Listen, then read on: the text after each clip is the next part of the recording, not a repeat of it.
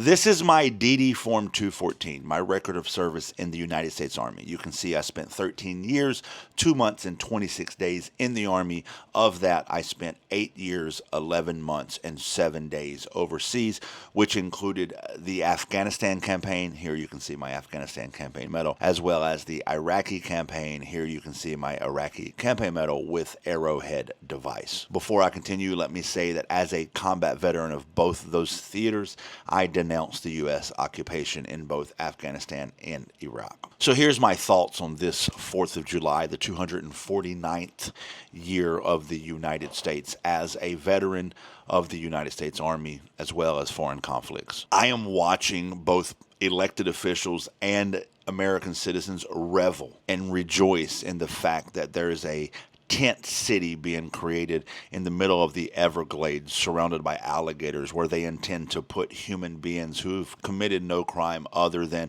being here in a way that we don't approve of. The same human beings that we are seeing being snatched off the street from places of work, from school, from courthouses, where they are following the legal process to obtain citizenship and legal status here. Not dangerous criminal gang members that we were told that they would be rolling up. And oh, by the way, not even dangerous criminal gang members should be put in tents in the middle of summer, in the middle of the Everglades, in the middle of alligators, where they've made merchandise calling it Alligator Alcatraz. And no one should be put in any prison anywhere, to include an El Salvadoran prison where there's confirmed torture taking place without due process of law. And in this United States of America, where I wore the uniform and was told that I'm here to protect the Constitution and our freedoms, no one should be sent to a foreign prison even after due process. The for-profit prison system in America needs massive reform, but let me just reiterate, we have our own prisons. History shows us that throughout American history,